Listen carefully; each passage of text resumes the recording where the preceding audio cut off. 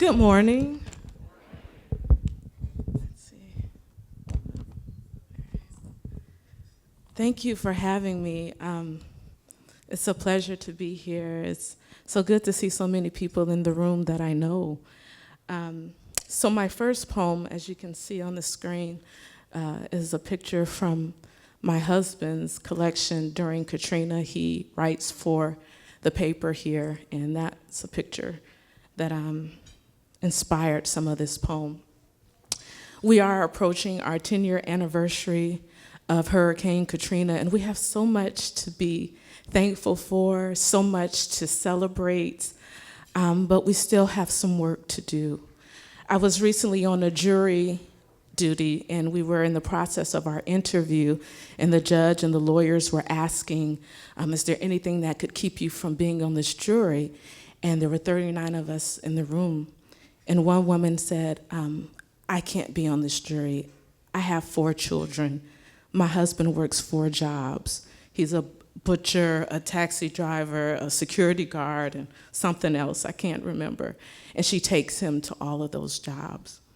Another woman said that she had just won her case against a contractor for being taken for a lot of money during Hurricane Katrina, and she wanted to get back to her house. So this poem is for the poor people of New Orleans. Ribbon cuttings can almost make you forget.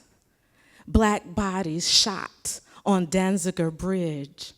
Henry Glover burned, skull still missing. A new city, a new year can make every neighborhood look rebuilt.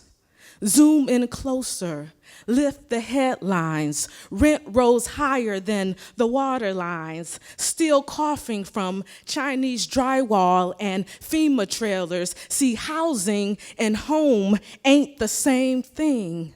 It ain't easy no more. It's millennials walking their dogs in their purses, transplants complaining about loud jazz and correcting Southern pronunciations of Creole and Cajun. Super Bowls can make you forget how much money is spent to attract people far, far away that want you to smile for their pictures. They selfie you without permission. They want to pet your hair and order you like a cold drink and ask you to twerk for their research.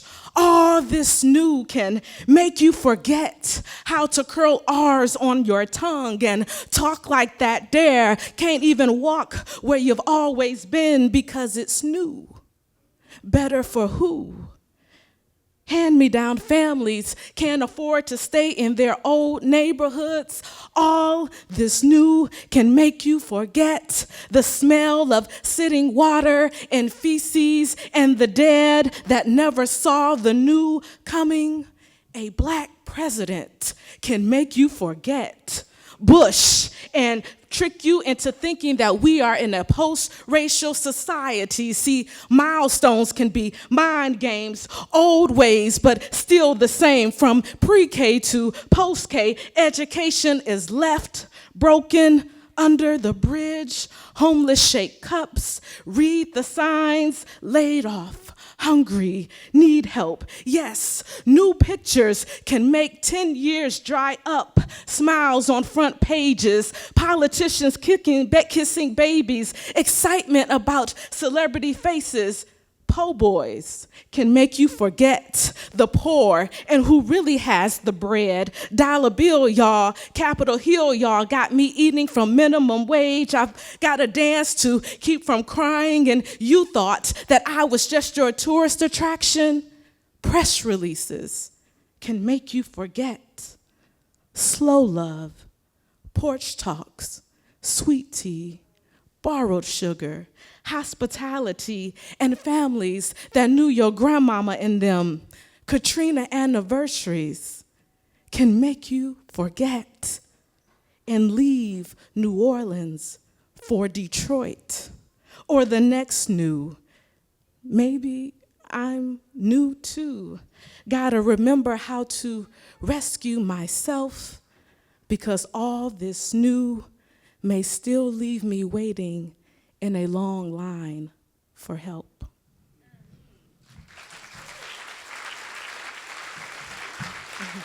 Thank you.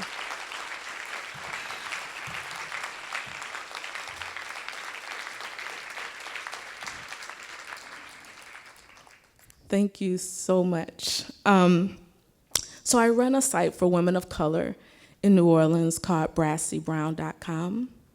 And I have stories of women of color in the city, posted, podcasts, videos, all sorts of things. I thought it was really important to create that space for women of color in the city, because we have 2 newspapers, but we don't have a woman of color on either editorial board. And I just find that appalling, actually. In this past Mother's Day, Takima Robinson Bradley is in the back, organized a rally and a potluck for Black mothers in the city to come together around Black Lives Matter. And it was really inspiring. And so this is a poem for the mothers of Black Lives Matter. Giving birth is a different scream. The light you stare into has no intent to kill. You are safe among strangers that tend to your sweat, legs, aches, wombs, making sure that all of you lives to see the miracle of fingers and toes counted. The wah of his lungs pierces the room. A tiny body untightens, kicking air. All of your guts are in your hands. And here it begins, the tagging of wrist.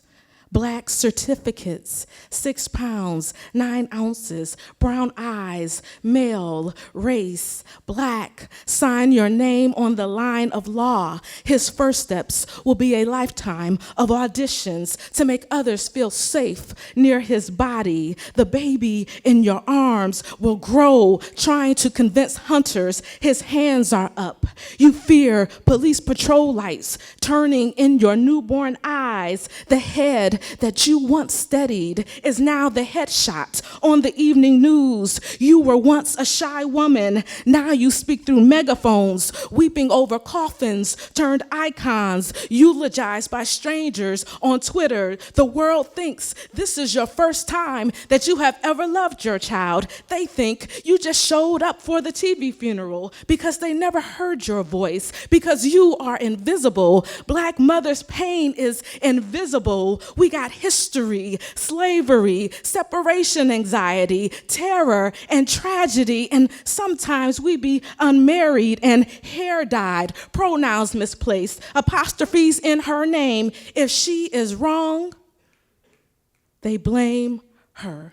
If her child is wrong, they blame her. If she slaps her son, she's ghetto. If white people like it, she's a hero. It all depends on a hashtag or a stranger with a cell phone. Imagine living in a rotation of hurt, a rotation of hurt, a rotation of hurts, a rotation of hurts contracting inside, holding your pain in your mouth in front of cameras, holding pictures of your sons and your daughters. And this time, when you scream, your child is in your arms and you are hollow. You are narrating an obituary. You are speaking for a body that made you mother. Thank you.